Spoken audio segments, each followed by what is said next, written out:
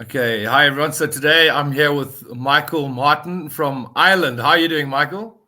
Hiya, Philip. How are you keeping? All good here. Good, good. Tell us, where in Ireland are you? So I'm in the southeast of Ireland, in County Wexford here. Quite rainy behind me. The summer's supposed to be here, but yet the rainfall hasn't stopped. So we're hoping for a bit of sun coming soon, so we can get the harvest underway.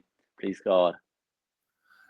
Okay, so I don't know if I'm going to understand everything you say. That's why I asked you to be specific where in Ireland you're from. We might need some subtitles on this particular recording. And so Michael and I are both Nuffield Scholars. I'm a 22, he's a 24.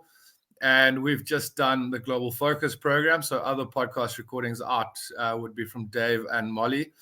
Michael was one of 3 team leaders for the USA leg. So we've done Indonesia, France, Denmark, the States, which Michael's going to pick up on. And then they moved off to Chile after that. So, Mike, tell me a little bit about the GFP. How was the whole experience for you? Yeah, the GFE was eye-opening, really.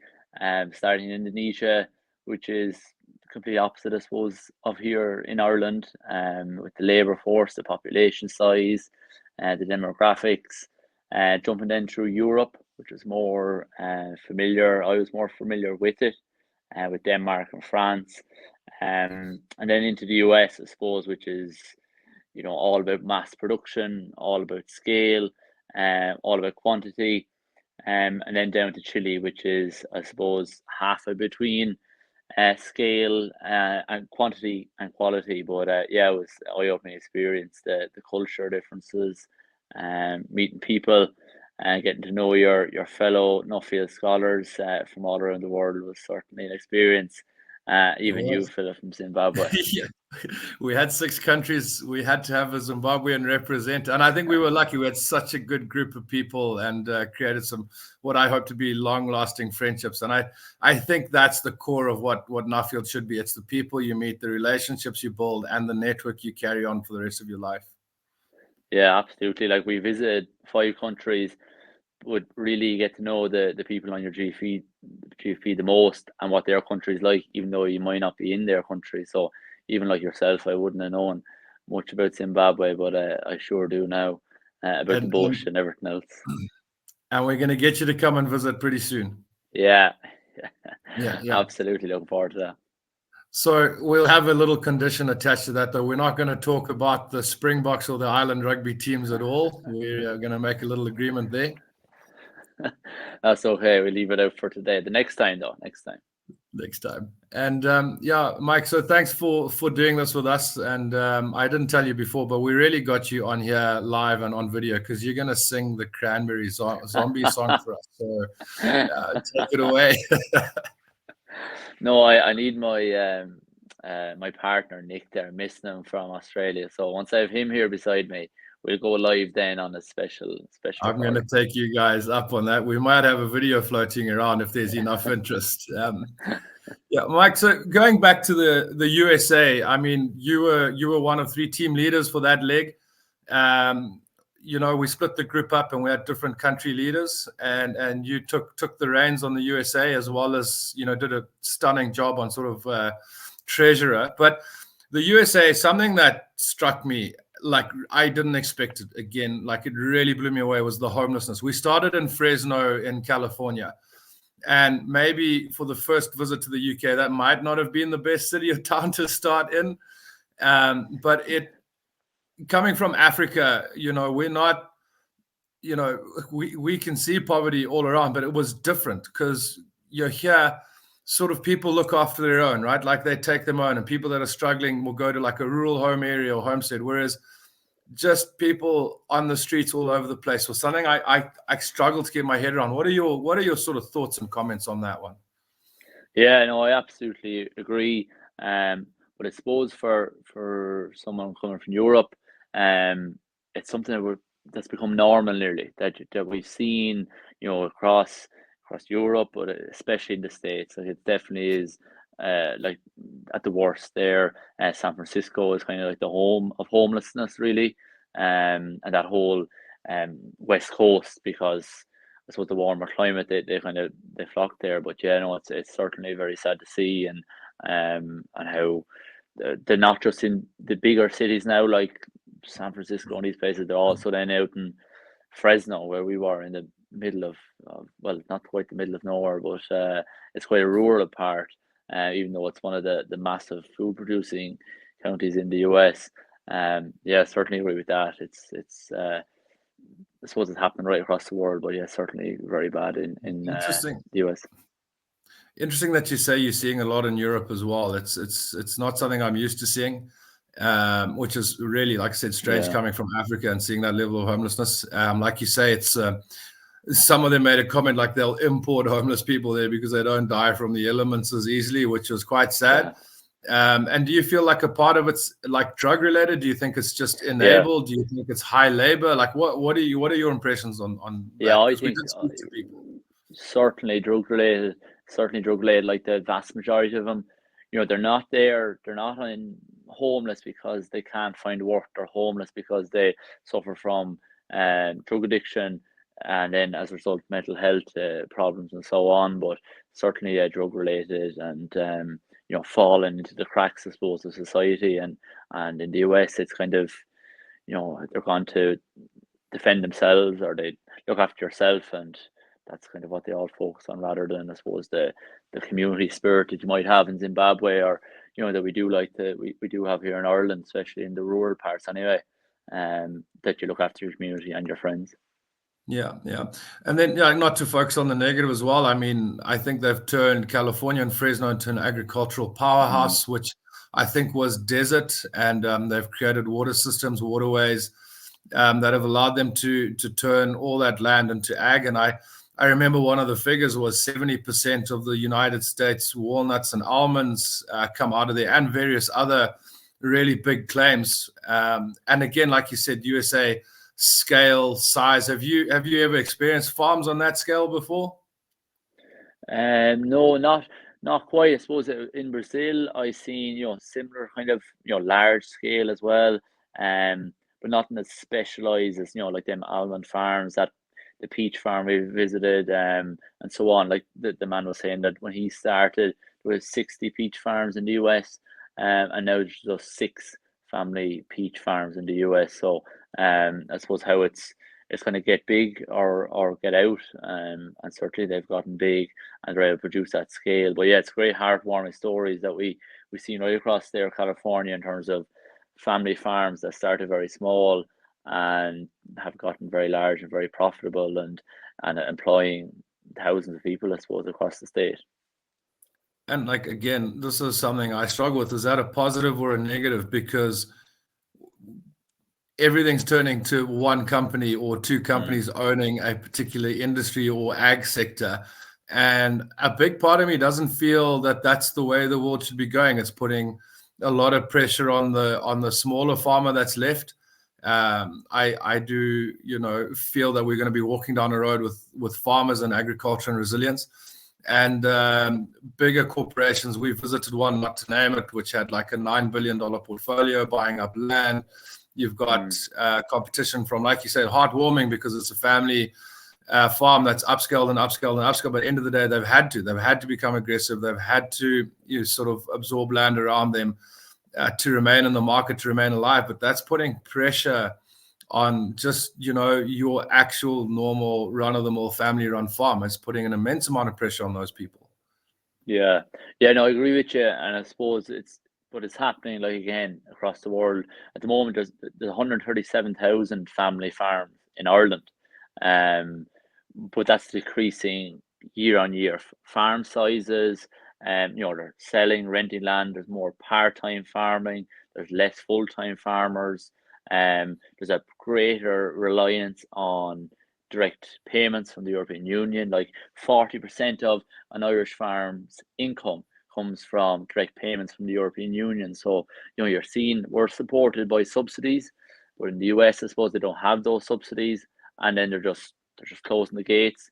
They're putting up the for sale sign, and the big guy comes in and takes over. The subsidies do help us to maintain the family farm, but I suppose it's something that's there's no perfect answer or perfect key, I suppose, to Mm. making the family farm sustainable. It is, and that's actually another topic entirely on its own, as a subsidy one, because we Yeah. had a group chat in one of our scholars chats, and my commentary wasn't taken too well, but I'm going to say it again. I think if you're dependent on subsidies, your business, I feel, is setting itself up for failure in the future. Your business resilience or ag resilience in that business is going to be tested. What I feel where the world is going. So my comment was, enjoy the subsidies while you've got them, but don't have the model. We've lost Michael. I shouldn't have talked about subsidies. He's disappeared, and he's back. It's fine. Philip. I thought I touched a touchy subject there, talking about subsidies. No, I shouldn't have brought up the subsidies. So just to no, my repeat dad that. So tried ringing me in the middle of it. Sorry, yeah. okay, no worries, no worries. I'm sure we can edit that out. If not, doesn't matter. So my comment, just in a nutshell, was if you are having a farm or a business that's reliant on subsidies, I think you are setting yourself up for failure in the future. Enjoy the subsidies while they're there, but whatever subsidies you get, take that funding and use it for external investments. Buy property, invest in something outside of the farm, but don't have a model where you're dependent on those subsidies to keep that farm alive. Like, you need to find a way that farm is able to run without the need. It's nice to have it as a net, but if you can set up that it's not dependent on that, I think for the long run, you guys are going to be in a better space. So I don't know. That's a bit of a sidetrack. It's an interesting subject because we don't have subsidies here. Although it's been said that our labor is subsidized because it's so cheap. I disagree with that as well. But yeah, what are your sort of comments on that? What do you feel? Yeah, like I agree with you. The dairy farms are most profitable in Ireland, and they get the least subsidy on a per hectare basis. The dairy farms do, so they're profitable on the least level of subsidy. Without the subsidy in Ireland, so many of our farms are so small. Like the average farm size, you're talking, about 32 hectares. So those small guys they wouldn't exist. They would just sell. So without our subsidy, like the larger farms, they say like a farm ourselves here, like we get subsidies as well. We're full-time farming, and we've full-time labor on the farm, and it makes money. But you go, some other part of Ireland, and it's 30 hectare farm to have 20 suckler cows and 30 cattle. They're not going to make very much money. The subsidy keeps that farm running, I suppose. Without the subsidy, that's, I suppose, the subsidy, they're very tricky that way. If you want a profitable business, you don't, maybe you could call it, it's a fake hope or a false hope. It's interesting. So I fully understand that you can't run anything on 30 hectares unless it's like a massive, high value cash crop or something. But food for thought, maybe a discussion for another day. We could probably have a round table and talk through the subsidies. So I get it. I get that you can't make money out of 30 hectares. I get that you need the subsidy. We keep losing Michael. He'll be back in a second. I think his phone keeps ringing, which is fine. We'll let him off the hook, and he's gone.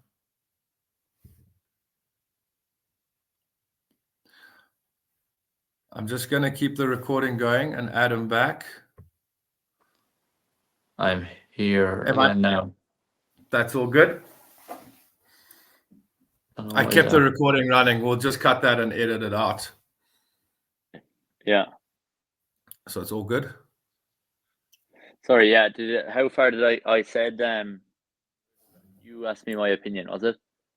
Yeah, so we kind of got through the subsidy, like you explaining that, on a 30 hectare farm or a 36 hectare farm, you can't make money out of that. A family can't live and sustain themselves for the year. So without the subsidy, they would be non-existent. So yeah. I don't know what the answer is. I just know for a fact, and you made the comment, it's a false hope, really, because if anything changes or for whatever reason the government has to or is not able to pay that subsidy anymore, people are going to go under like flies, left, right, and center. Yeah. And I certainly feel like especially after this GFP, and I don't know if I just haven't decompressed properly yet, that it isn't looking good the way the world is structured, whether it's, sort of third world and people getting taken advantage there, or these massive corporates and scale. It's just eating into the first world and incorrect narratives around everything. I just think the whole thing seems to be unbalanced for me. Yeah, no, certainly I agree with you. I don't know what the silver bullet is. I suppose subsidies work in some ways, but then, even debates we would have had there with the Australians, and they kind of wonder, or they see how we're propped up by him. But I know for a fact that farmers here in Ireland, across the European Union, wouldn't do the same level of environmental actions as they do if they didn't have a subsidy, because like we don't just get the money for nothing. Obviously, we have to do environmental actions and sustainable approaches to get the money and to get the subsidy. So without the subsidy, farmers would be probably less likely to engage in environmental actions for sustainable food production systems. Yeah, interesting. And that was another thing. So we're sidetracking hard here, but I think we should. Like my comment when I got back, after this was like, has the world gone mad? Because I mean, Denmark, they're looking at reducing the number of farmers, and in France, we had the huge reduction in their cattle production, where they're still eating more and more beef. It hasn't reduced the consumption of beef. They're just no longer producing it themselves. And it's like we're putting a lot of pressure on farmers to be more environmentally sustainable. We're reducing agricultural output, which is in turn, I feel, affecting the world a lot more negatively, especially because, there's so many more mouths to feed every day, and hunger is a global problem. Like, is that the right approach to be taking? Is reducing farmers, going back to environments, farming food, inverted commas, sustainably, reducing production levels, when there's more and more pressure from a world that's hungry. Yeah, like I agree. A difficult one to answer, I suppose, in terms of what is the best answer. But yeah, France have huge problems there. Like France is some of the best agricultural land in the world, and they're seeing huge reduction in, like you said, cattle numbers, but also young farmers getting into farming. If they're one of the biggest food producers in the European Union, or are the biggest food producer in the European Union, and they're seeing a big drop off, which is worrying for, I suppose, the rest of Europe, but also, the rest of the world. Oftentimes these things happen somewhere, and in a first world country like France, and they follow suit right across the globe. But I think something has to be done, or is it more education for how our food's produced in schools, or more engagement with farm organizations or food producers or the consumer at the supermarket. But yeah, definitely, if we could talk all night about it, I suppose. I think so. We should definitely have some roundtable chats. Again, what was really nice was perspectives from around the world, right? We had Irish perspective, we had New Zealand, Australian, Paraguay, and Chilean. We had so many different perspectives. We were able to have really cool conversations about all these countries we visited, people we spoke to, businesses, policies, and everyone has a unique perspective. And I think it's really nice when you can, that's why I say, there needs to be some time to decompress. And I think part of that decompression should be re-entering discussions with, the variety of people we had around us.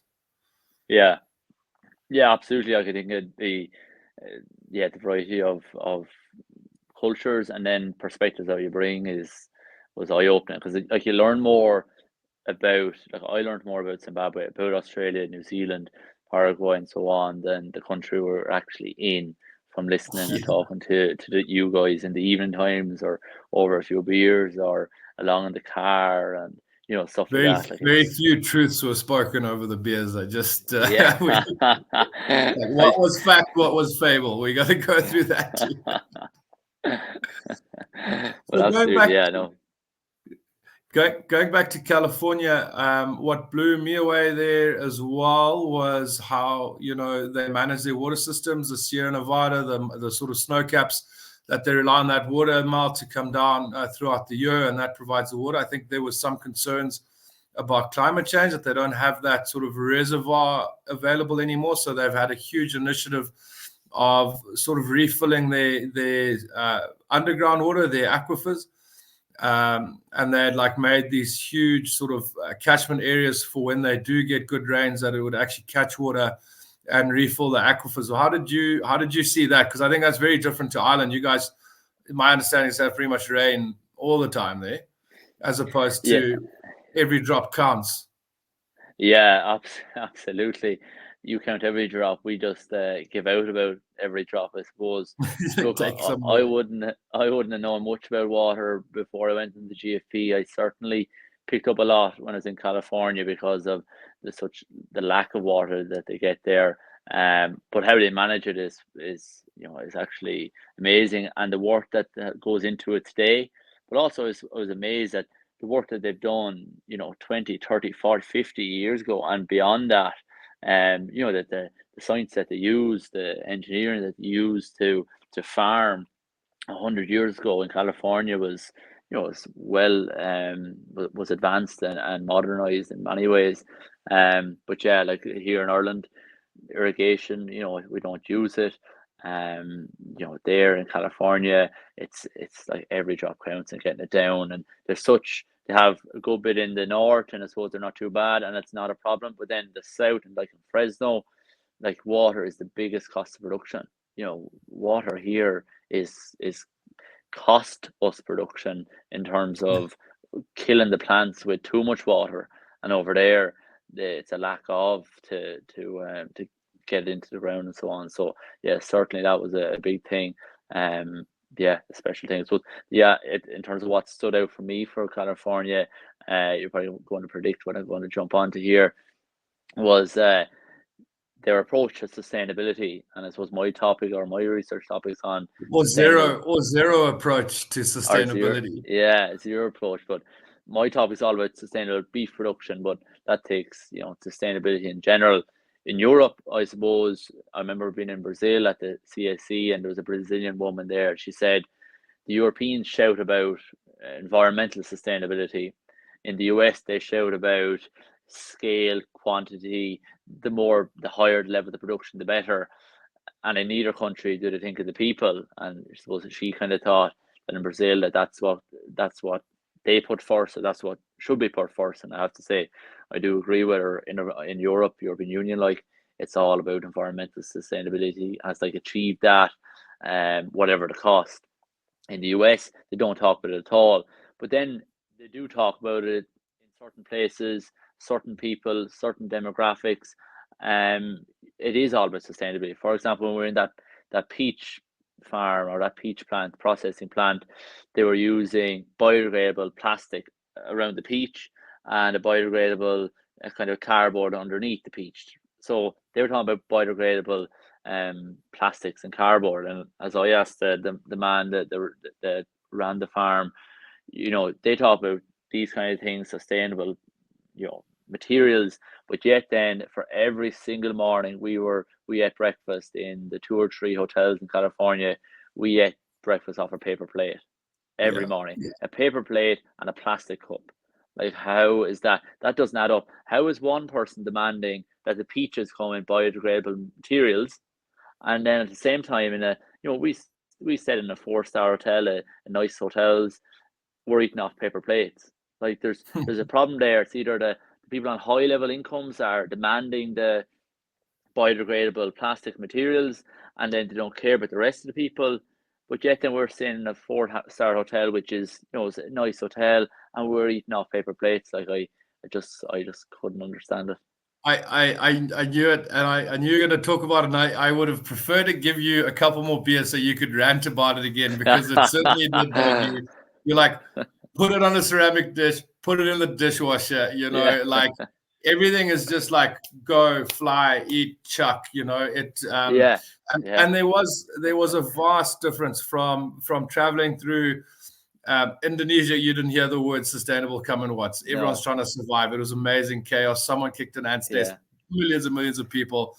Boom, we go into France. Everything is about sustainability, carbon footprints, and then same as Denmark. And then we had such a juxtaposition going to the USA, where I don't think I heard anyone talk about, carbon footprints or sustainability. It was all just mass production. And that's, I don't know if that's just an American thing. We don't talk about sustainability here in Zimbabwe. There's a few people who are dabbling in a bit of regen, but it's not something that the farmers here have started taking really seriously. I think because of the length of time you have to invest in your livestock or your crop to get to sort of commercial, non-sustainable production levels. But relating that back to like the paper plate as a metaphor to the attitude in general is really interesting. Yeah. And I think that's the point you're trying to drive home. It's a throwaway society. Yeah, it absolutely is. But it's I think it's ridiculous because how an American then defines sustainability is completely different to that of someone in the European Union, to that of someone even in Zimbabwe or Indonesia. Like there's total differences there. Like we're all trying to fight the climate change, war really, which it is. And like some people, we're reading off different hymn sheets. We are reading completely different hymn sheets. Like, the consumer, it's another problem, obviously, and you could talk another podcast about it, is the obesity in the US. Like, it's all convenience. It's convenience food, it's convenience material, it's convenience lifestyle. It's like quick, easy, cheap, kind of get through it as quick as possible. Like it's a totally, compare that to Denmark, where it's everything's kind of prim, proper, done right, and it's not all this kind of fast convenience foods and so on. It's a total difference. And then obviously Indonesia is just a bit of has its own things going on there, but it's chaos. But but yet it's happy chaos. The people there, you said it as well, I never seen people as happy, and they had very poor. We seen a young guy, 25 years of age and same age as me. He climbed up a tree in 3 seconds, and to get the palm oil out of the tree to turn into palm sugar to sell for 62 cents a kilo. And he had 50 trees. And he was delighted. Yeah. The way it's different ways of living. I loved seeing the little kid he was probably a 10-year-old kid, no shirt on a little scooter with a cigarette in his mouth, and I was like, this is so funny. Like, but yeah, just a disclaimer. I think we might have quite a few Americans listen to this, and just we did only see a very small part of the United States, and we might get some feedback, which is actually interesting to see the comments. Because if there's room for it to be justified, it'll be really cool. We have a perspective of a very small piece of the pie, and would love to see that. I'm going to bat all of that your way, Mike, when it comes through. But again, America, big scale, innovative, and you made the comment, like something innovation from 100 years ago, they're actually still using that today to farm. So, and again, I just wanted to say that, like, humans are pretty incredible, like turning a desert into massive farmland. Like, my comment then was, because we were talking about, we started seeing the differences between the countries and what was priorities or not. When you take a desert and you turn it into an agricultural powerhouse, would your conversation be about sustainability? Like, we've literally taken nothing and we've made crops grow here. Where nothing would grow, so why should we talk about sustainability when we've taken dead land and it's thriving? So that could be, a sort of justification on that side of it. Absolutely. Had you been to the States before? Yeah, I had, to be fair. I know I'd love someone to engage with me on it, I suppose, because the US, like, powerhouse of food production across the world, like even Fresno there, I think is it 4% or the highest proportion of food per county in the US, and like it's a huge producing county and state in California.